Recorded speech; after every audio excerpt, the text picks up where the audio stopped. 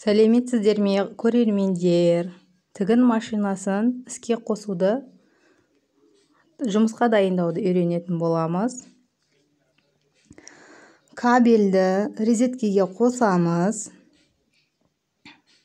Оң жақ бүйірінде кертігі болады, соны басамыз. Сол кезде тігу аймағында жарық жанады. Бірінші катушканы, құрал сайман тұратын катушканы ашамыз.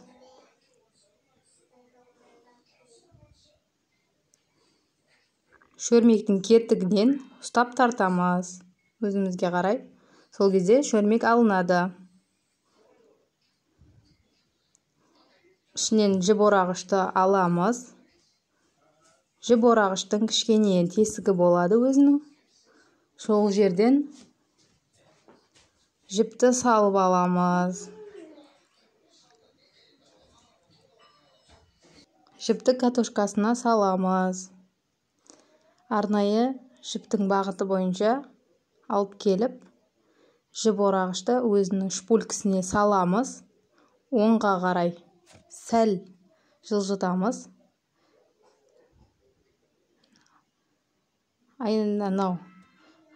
Айналдыратын дөңгелекті оңға қарай сәл тартамыз. Сол кезде жіп еркін оралатын болады.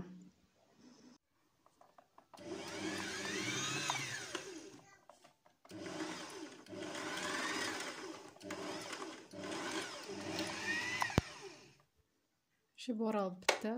Аламыз.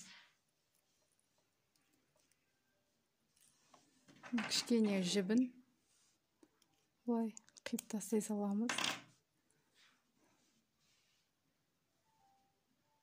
Енді осы сағаттың бағытына қарай саламыз. Кішкене кертігі болады өзінің. Соның астынан былай қарай өткізсек, жіп мына жерге кеп өз түсе қалады. Енді шөлмекті орнына саламыз. Кертігінен, мына жердегі ұстайтын кертігінен ұстап тұрып, өзінің бір өзегі болады. Кішкентай кертік болады, сол жерге саламыз.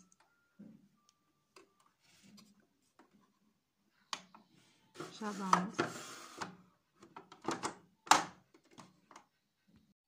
Келесі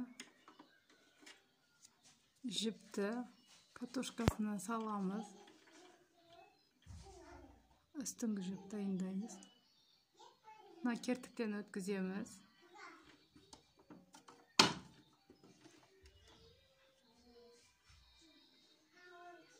Өзінің бағытымен жүреміз. Келесі жіпті мына кертіктен өткіземіз. Өзімізге қарап тұрған жағынан жіпті өткіземіз.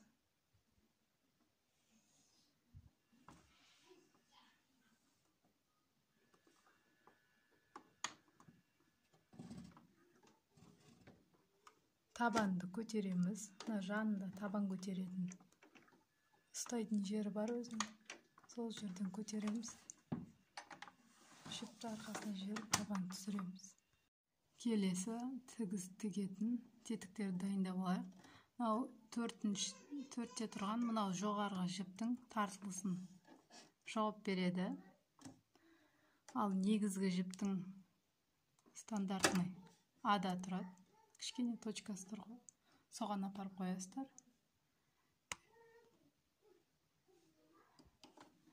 3 миллиметрлік тігісті көрсетеді мынау. Стандартный осындай 3-пен тігеміз. Келесі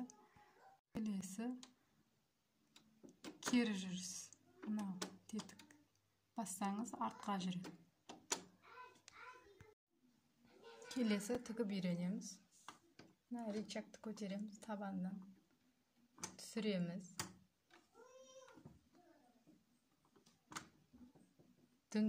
Айналдыратын дөңгелекті басып, 2 қадам жасаймыз.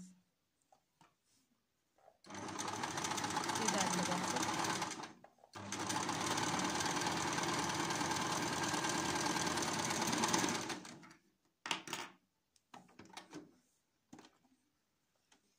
айналдыратын көмегімен айналдырамыз. Сөйтіп тартып аламыз. Артық жіптерін қиып тастаймыз.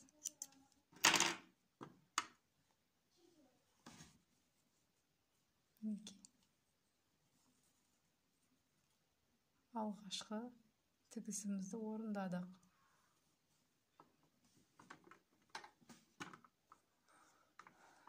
Келесі. Кертікті басу арқылы табан түсіреміз. Бір-екі қадам жасаймыз. Кертікті басамыз. Артқа жүреміз. Қайтадан алдыға жүрсек, сол кезде тігіс сөгіліп кетпейді.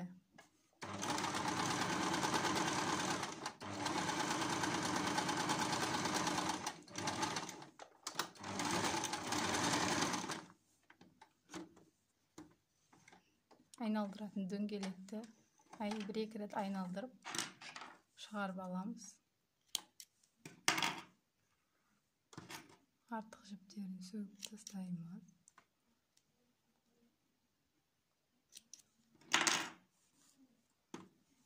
Мінекей. Осылай қолдарыңыз жаттықтырып үйрене берсеңіздер болады. Ал құрметті қыз-келіншектер, видео ұнаса, лайк басып, тіркеліп, қоңырауша белгісін басуды ұмытпаңыздар. Көргендеріңізге рахмет. Комментарияға келесіде қандай видео түсіргенімді қалайсыздар, сол туралы жазып кетсеңіздер болады. Сау саламатта болыңыздар. Барлығыңызға рахмет.